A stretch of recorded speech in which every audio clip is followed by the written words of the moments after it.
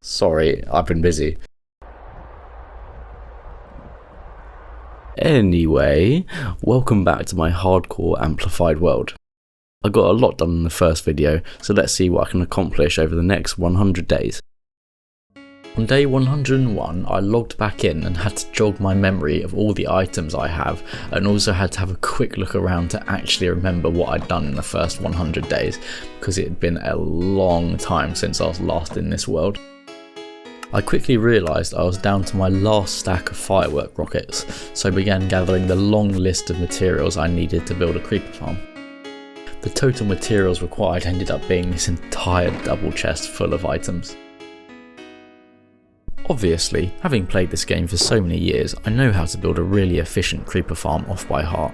But I decided to follow this tutorial I found to give a shout out to a small content creator. Okay. I flew a little bit away from my base so I could build the farm over the ocean to maximise spawn rates, and then built all the way up to Y250. The first part of the build was the collection pit, or the pit of death as the creepers will come to know it as. After finishing that, I realised I had forgotten to collect a few items, so went and collected some snow and jack-o'-lanterns, which will be needed for the farm later on. The next part of the build was the water chamber, which would direct all the creepers into the collection pit. I then had to build this weird contraption in the middle, which will hold a snow golem, which is what the creepers will walk toward trying to attack and cause them to fall down. Placing all these trapdoors was extremely annoying, but eventually the first layer of the farm was done. I then repeated this layer another 4 times to get 5 layers in total, and spawned all the snow golems in. After covering up the roof and placing the remaining trapdoors, I built a little landing spot and finished up the killing chamber.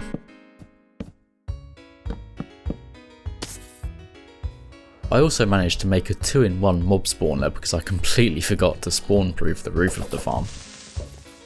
The farm was working well until I decided to stand a little too close to where the creepers dropped down, so I quickly learned my lesson there. After only a few minutes of grinding, I'd already got a few stacks of gunpowder, so I flew back to base and crafted a load of firework rockets.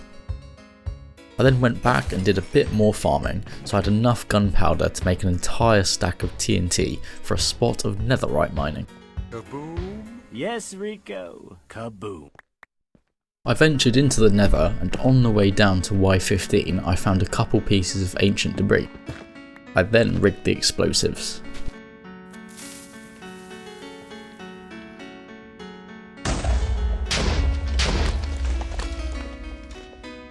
Oh, well done.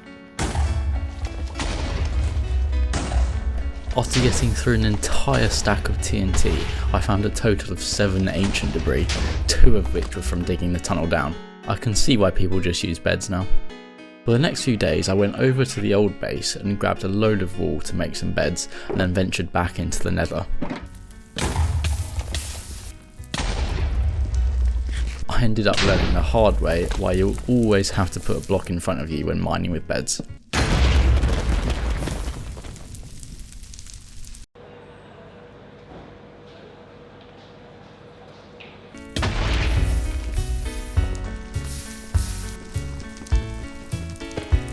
I got quite a bit luckier this time round though, and found a decent amount of ancient debris, and then promptly made another minor mistake. Man, the first time was so nice, I had to do it twice.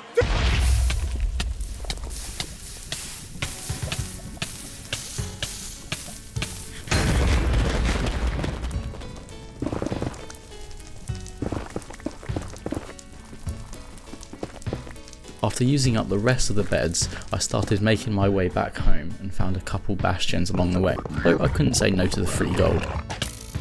Although it became quickly apparent that I should have done.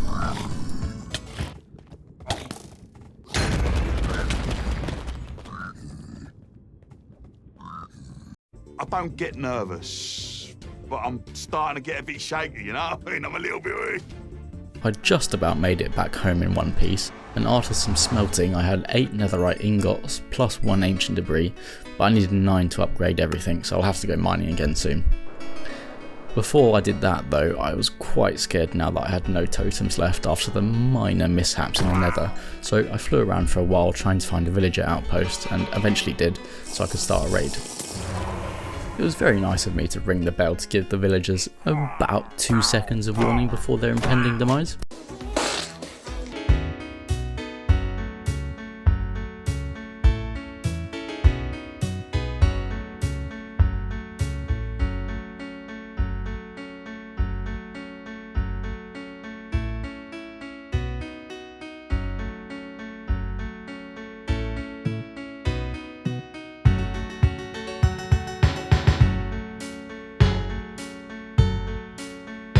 I only ended up getting 1 totem in total from the raid, but that should be enough for now, hopefully. On day 116 I travelled over to the end to repair my tools at the end of the farm, and then started my next build project, a pumpkin farm. I thought I may as well have a farm running in the background while grinding at the creeper farm for maximum efficiency. I built the dirt platform for the farm and realised I hadn't brought any pumpkin seeds, which is generally quite an important part of a pumpkin farm. Huh? Who would have thought? Not me! I also crafted a load of observers and pistons for the build, but didn't have quite enough redstone to craft them all, so I had to go on a quick mining trip as well.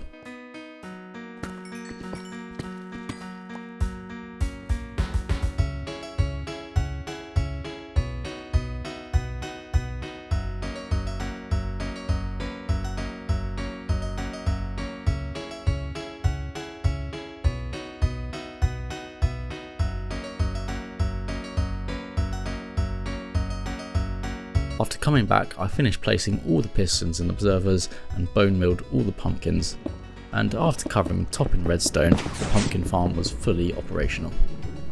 Day 120, I travelled back into the nether and strip mined for a while to get the final 3 ancient debris I needed so I could make all 9 netherite ingots to upgrade my armour and tools.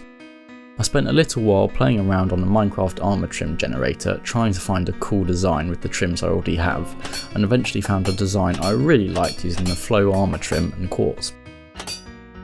I then upgraded all my gear and had to flex my cool looking armour.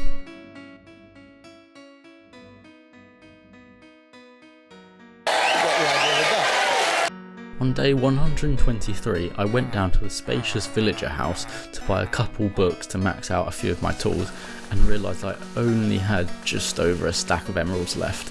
You're broke! You're fucking poor!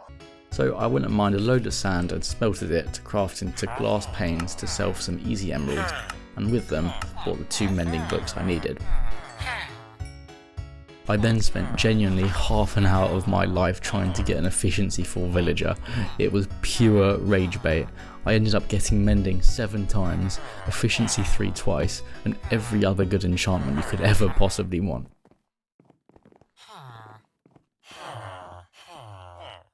Do you know what? What I might do is I might smash into somebody just to make me feel better.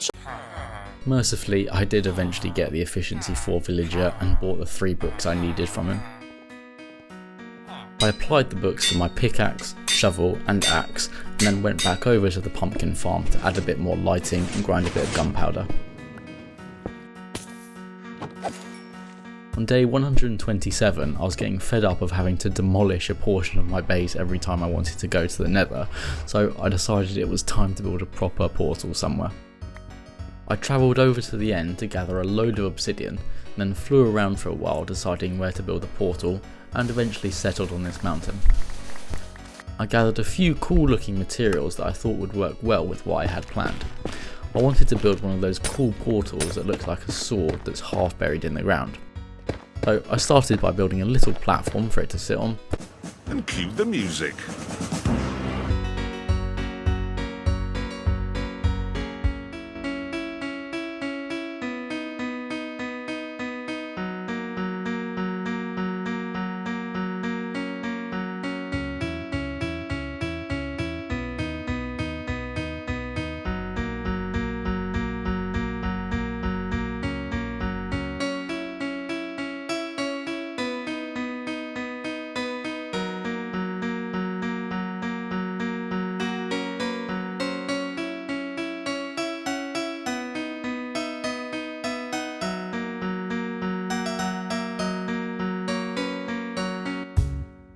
After a few finishing touches with the glowstone and campfires around the base, it was done, and I was extremely pleased with how it turned out, especially at night. It looks sick.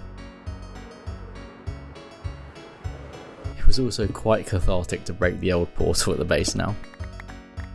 Starting on day 137, I thought it was about time the village got a bit of a makeover after I've slightly tortured it since the start of this world. I had the idea to completely enclose it in a sort of castle wall, but to do that I needed a lot of smooth stone, so instead of having to mine up the beacon in the lighthouse, I decided to head off to the Nether and grind some wither skulls to get a second beacon. I flew a nice long way away from base and spawned it.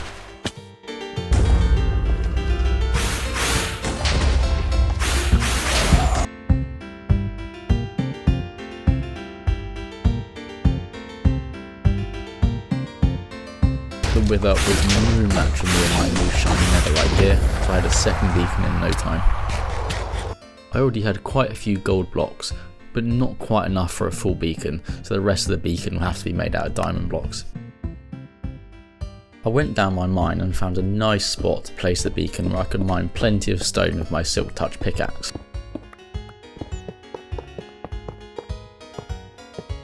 While clearing out a tunnel for the beacon light to reach the sky though, Minecraft thought it'd be funny to take a few years off my lifespan with this jump scare.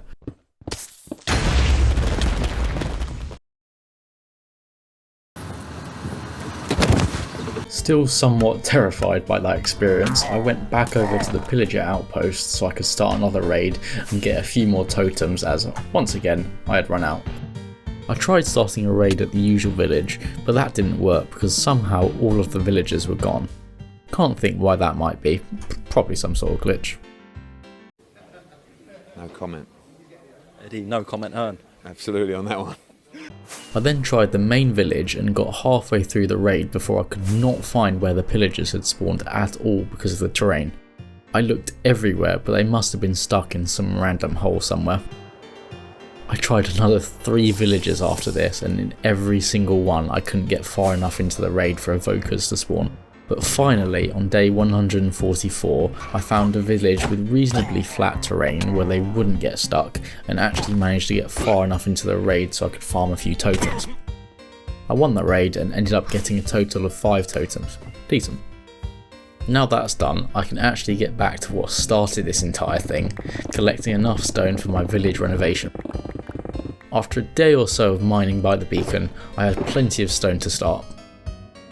My plan was to build a big wall around the entire village to keep the villagers in, keep the mobs out and the villagers safe, of course. The first thing to do was place the outline of the wall all the way around the village, which given the terrain was a lot more difficult than it sounds.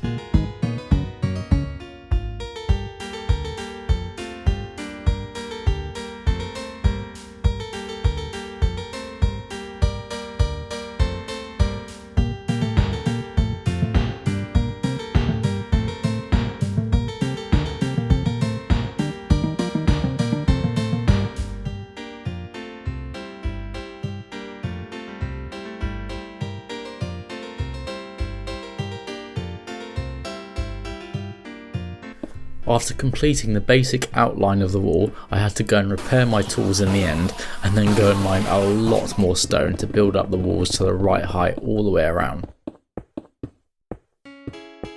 I then had to essentially deforest the Amazon to get enough wood to craft all the stairs, slabs and ladders for the walkway in the middle of the wall.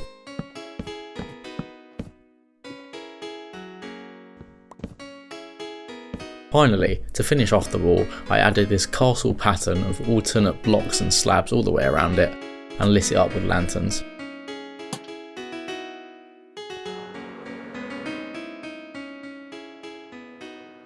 Now it was time to spruce up the inside of the village. First up was renovating the existing paths all around the village and adding a few more paths to connect all the houses together. I also thought it would be nice to use this natural waterfall and make it at the bottom of a pond. I connected up these remote houses on the edge of the village with a nice walkway and path up, with fences either side, as villager safety has always been my #1 priority. Stop the cap! It was lacking a bit of colour at the moment though, so I went in search for cherry blossom biome for some saplings and then planted them all around the village.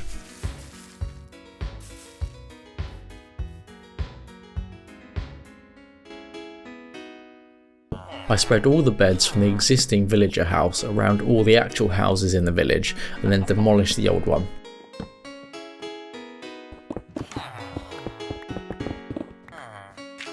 Just look how eager all the villagers are to move into their new homes. All that was left to do was light the entire place up and add a few finishing touches to the pond.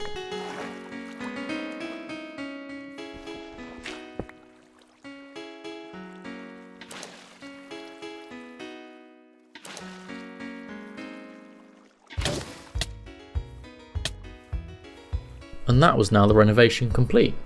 It is looking fantastic if I do say so myself, which I do.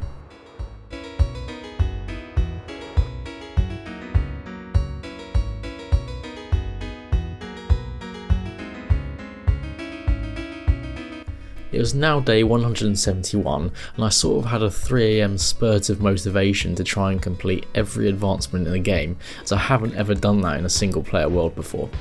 But as you'll end up seeing, I quite wildly miscalculated how long all the achievements would take to complete. I started doing as many as possible and there were a lot of weird achievements that I completely forgot were in the game. This one where you have to bring a ghast to the overworld and kill it was done by nothing but pure luck, with a ghast spawning essentially inside the portal already.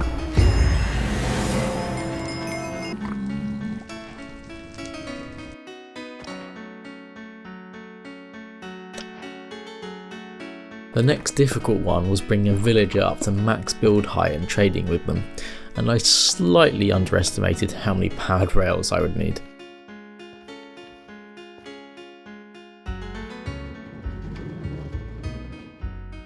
After using up a lot more gold, I added enough powered rails and eventually got the villager all the way up there and completed the achievement.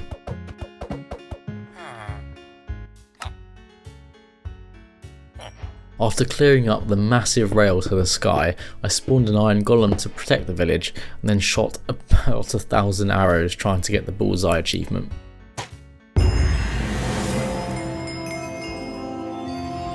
I was making quite quick progress getting a lot of these small easy achievements done.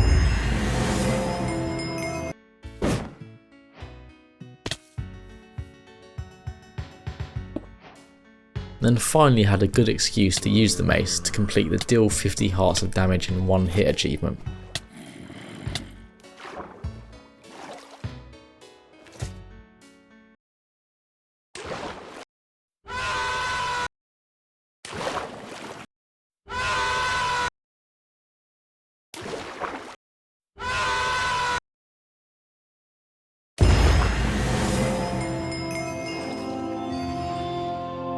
Clearly I need to brush up on my mace skills.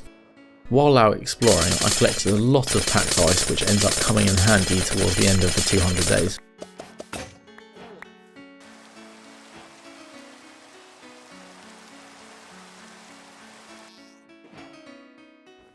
After a lot more flying around, I finally found a mushroom biome to complete the achievement of visiting every single biome in the game.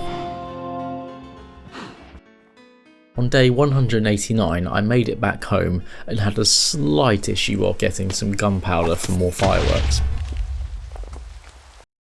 You're joking. Not another one? At this point I only had about 10 days left and I realised I had nowhere near enough time to complete the rest of the achievements, so I decided to abandon it and leave that for a future video.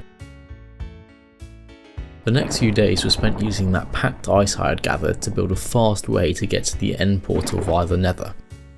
I noted down the coordinates of the portal and divided them by 8 to get the coordinates in the Nether.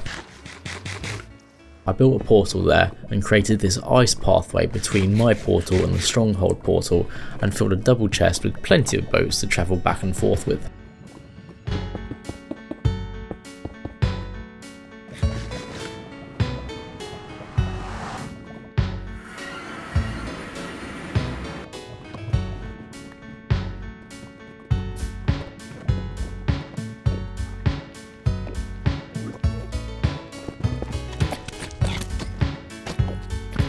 Now that was complete, I had just enough time left for one last side project.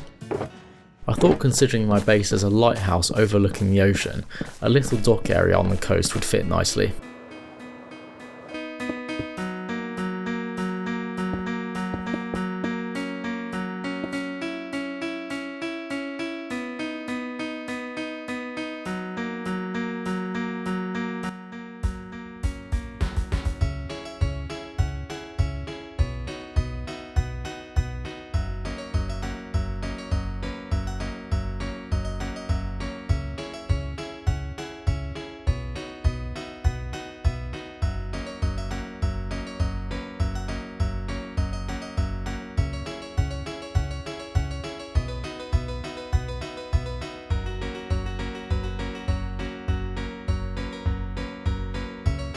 It was coming along nicely, so I thought a little crane for loading and unloading boats would look pretty cool on this left side.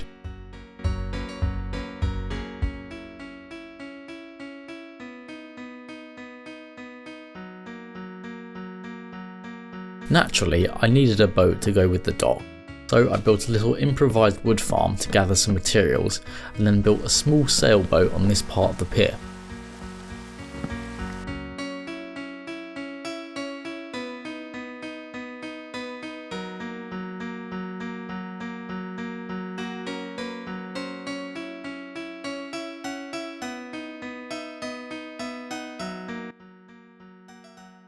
I could not for the life of me figure out how to make a sail that didn't look completely awful. So I looked at a few pictures for inspiration and found a design that looked decent. I also connected it up to the village through this set of stairs, which may allow a few mobs in, but that's a risk I'm willing to put them through.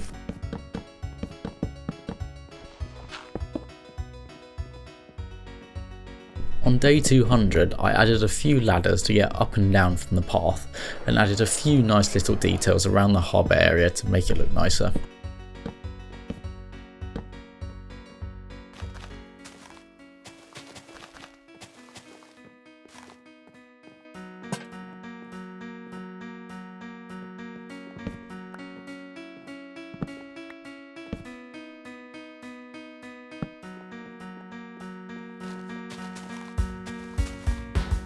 Doing all that took me all the way to the end of day 200, so I had just enough time left to take one last scenic fly around the village.